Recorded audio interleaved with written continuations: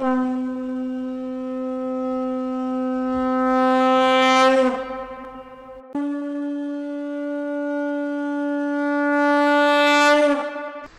उदय काल के सूर्य मंडल की सी कांति धारण करने वाली हैं, जिनकी 4 भुजाएं और 3 नेत्र हैं, तथा जो अपने हाथों में पाश, अंकुश, वर एवं अभय की मुद्रा धारण किए रहती हैं, उन शिवा देवी का मैं ध्यान करता हूँ।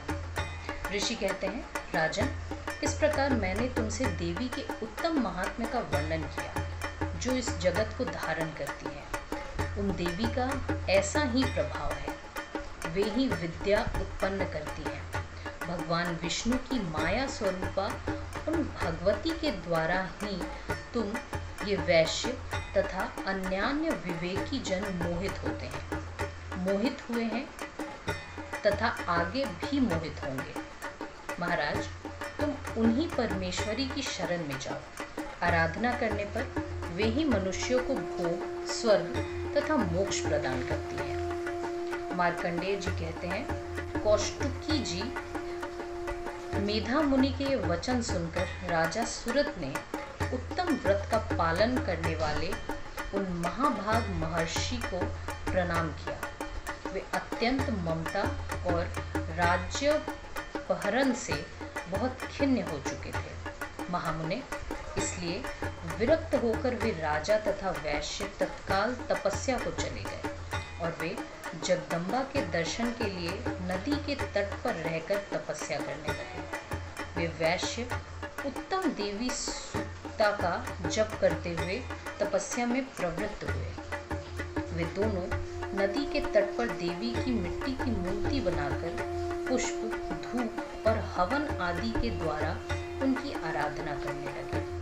उन्होंने पहले तो आहार को धीरे धीरे कम किया, फिर बिल्कुल निराहार रहकर देवी में ही मन लगाए एकाग्रता पूर्वक उनका चिंतन आरंभ किया। वे दोनों अपने शरीर के रक्त से प्रोक्षित बलि देते हुए लगातार 3 वर्ष तक संयम पूर्वक आराधना करते रहे। इस पर प्रसन्न होकर जगत को धारण करने वाली चंडिका देवी ने प्रत्यक्ष दर्शन देकर कहा।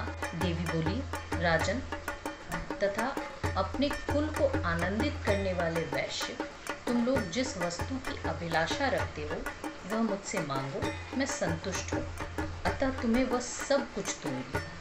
मार्कंडेय जी कहते हैं, तब राजा ने दूसरे जन्म में नष्ट ना होने वाला राज्य मांगा तथा इस जन्म में भी शत्रुओं की सेना को बलपूर्वक नष्ट करने, पुनः अपना राज्य प्राप्त कर लेने का वरदान मांगा।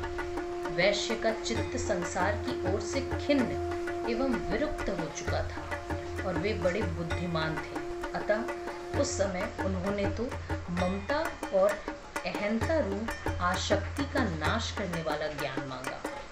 देवी बोली, राजन, तुम थोड़े ही दिनों में शत्रुओं को मारकर अपना राज्य प्राप्त कर लोगे। अब वहाँ तुम्हारा राज्य स्थिर रहेगा।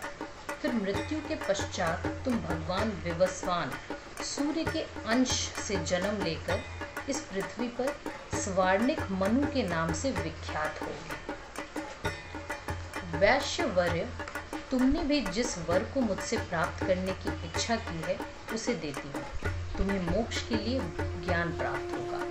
मार्कंडेय जी कहते हैं, इस प्रकार उन दोनों को मनोवांछित वरदान देकर तथा उनके द्वारा भक्ति पूर्वक अपनी स्तुति सुनकर देवी अंबिका तत्काल अंतर ध्यान हो गई।